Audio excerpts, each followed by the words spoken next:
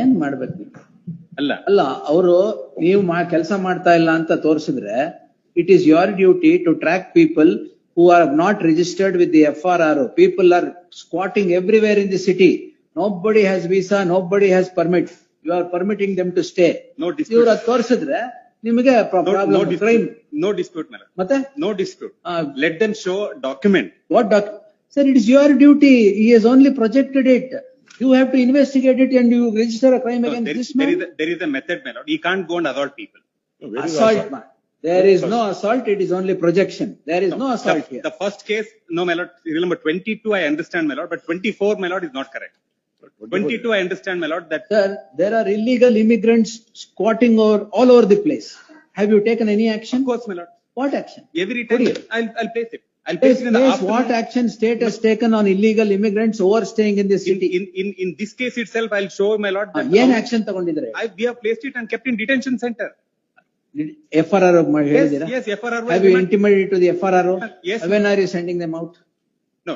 If they are overstaying without visa, when are you sending them Your out? lordship, they have to, the FRRO has to take a decision, my lord. They will have to. Will summon the FRRO in this. They will have to deport, my lord. We have remanded. ಅದು ಇವರು ತೋರಿಸಿದ್ರೆ ಇವ್ರ ಮೇಲೆ crime.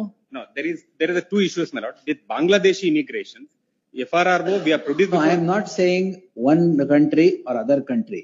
There are illegal immigrants in the city. No. You are seeing everywhere. There is an issue with respect to one more.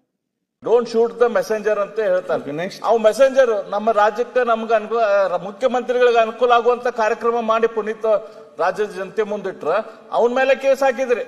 ಅಲ್ಲಿಂದ ಬಾಂಗ್ಲಾದೇಶದವ್ರು ಬಂದವ್ರನ್ನ ಒಬ್ಬರನ್ನು ಹಿಡಿದಿಲ್ಲ, ಒಬ್ಬರನ್ನು ಮನೆ ಕಳಿಸುವಂತ ವ್ಯವಸ್ಥೆ ಮಾಡಿಲ್ಲ. ಇದು ಇವತ್ತಿನ ನಮ್ಮ ಕಾನೂನಿನ ಪರಿಸ್ಥಿತಿ. ನೋಡಿ, ಪುನೀತ್ ಕೆರೆಹಳ್ಳಿಗೆ ಯಾರು ಅಧಿಕಾರ ಕೊಟ್ರು? ಪುನೀತ್ ಕೆರೆಹಳ್ಳಿ ಕಂಪ್ಲೇಂಟ್ ಮಾಡಬೇಕಾಗಿತ್ತು. ಕಂಪ್ಲೇಂಟ್ ಮಾಡಿ ಪೊಲೀಸಿಗೆ ತಿಳಿಸಿದ್ರೆ ಪೊಲೀಸ್ನವರು ಆಕ್ಷನ್ ತಗೊಳ್ತಾರೆ. ಯಾರು ಪರ್ಮಿಷನ್ ಯಾರಿಗೆ ಕೊಟ್ಟಿದ್ದಾರೆ? ಕಾನೂನಿಗೆ ಅವ್ರ ಮೇಲೆ 16 ಕೇಸ್ಗಳಿದಾವೆ.